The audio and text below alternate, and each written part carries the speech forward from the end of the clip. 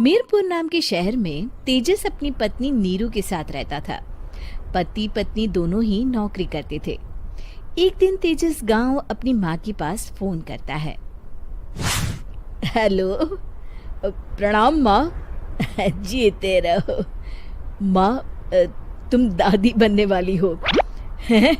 अरे वाह, ठीक है बेटा, मैं कल ही आती हूँ। जब माँ जी शहर पहुंची तो बेटे बहू ने बहुत अच्छे से स्वागत किया। लीजिए माँ जी, चाय।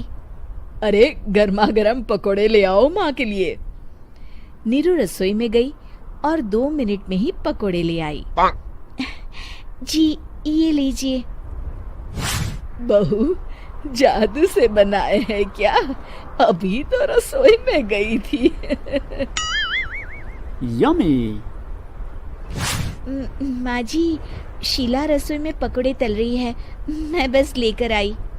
हे भगवान, मेरा धर्म भ्रष्ट कर दिया तूने। अब तो गंगा जल से शुद्धिकरण करना होगा।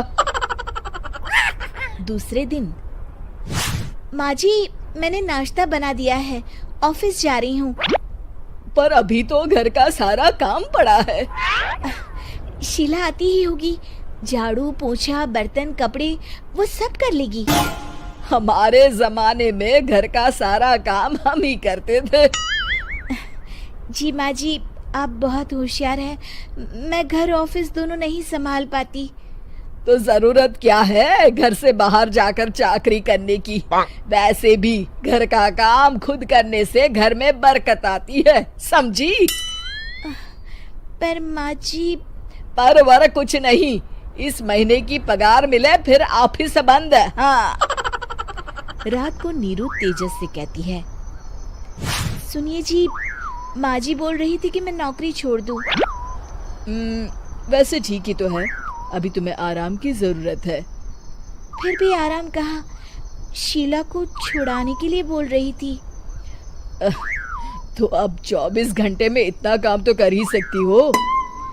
पर जॉब पसंद है मुझे, घर पर मन नहीं लगेगा। अगले दिन जब दोनों ऑफिस के लिए निकल रहे थे, मेरी तो कोई कीमत ही नहीं है इस घर में। माँ जी, आजकल महंगाई बहुत है, रहन सहन भी बदल गया है, दोनों नौकरी करते हैं तभी ठीक रहता है। अच्छा, तू कहना क्या चाहती है? मेरा बेटा तुझे बिठा के खिला नहीं सकता? तू ही इस घर का खर्च चला रही है, हैं? नहीं माँ जी, मेरा वो मतलब नहीं था। मतलब खूब समझती हूँ, ये बाल धूप में सफेद नहीं किए मैंने। हाँ। अब तो ये रोज का काम हो गया था। तेजस भी रोज की झिकझिक से परेशान हो गया था। एक दिन उसने कहा, नीरू, वैसे भी तुम्हें मैटरनिटी लीव मिलने वाली है, तो अभी से ही छुट्टी ले लो। पर क्या, मेरी सैलरी अच्छी खासी है। आखिर नीरू ने रिजाइन कर दिया। जब बच्चा हुआ तो घर में सब बहुत खुश हुए। कुछ दिनों बाद तेजस फाइल देख रहा था। क्या हुआ तेजस, कुछ परेशान लग रहे हो? हाँ, वो हमारी जितनी सेविंग्स थी वो तो हॉस्पिटल में और छठी के फंक्शन में खत्म हो गई है नीरू। और अभी वैसे मंदी चल रही है तो मैं बोल रही थी कल मुन्ना को हेपेटाइटिस का टीका लगवाना है। नीरू, क्या पोस्टपोन नहीं कर सकते? नहीं जी, बिल्कुल नहीं। अब तेजस को समझ में आ रहा था कि उससे गलती हुई है। पैसों की कमी का असर घर के माहौल पर भी पड़ रहा था। अगले दिन, बेटा मेरा चश्मा और ये दवाइयाँ ले आना, पर्चा देते हुए माँ जी ने कहा। जी। तेजस, मुन्ना के लिए दूध का डिब्बा और डायपर भी ले आना, और ये किराने के सामान की लिस्ट है, इसे भी लाना है। तेजस गुस्से में लिस्ट मरोड़कर फेंकता है और चिल्लाता है, पैसे क्या पेड़ पर उगते हैं? ये ले आना, वो ले आना। अरे पर ये जरूरत का सामान ही है। वो गुस्से में बिना कुछ कहे ऑफिस चला गया।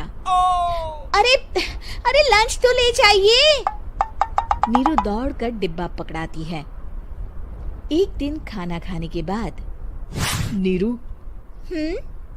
अब तो मुन्ना कुछ बड़ा हो गया, तो अब तुम वापस ज्वाइन कर लो ना जॉब। पर इस रिसेशन में जॉब मिलना बहुत मुश्किल है। ट्राई तो करो।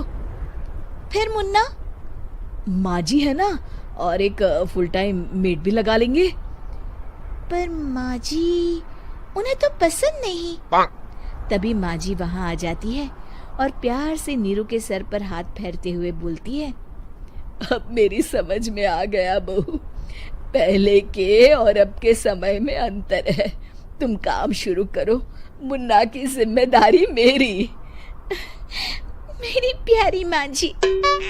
ये कहकर नीरू उनके गले लग गई। शिक्षा, परिवर्तन संसार का नियम है, हमें भी समय के साथ चलना चाहिए।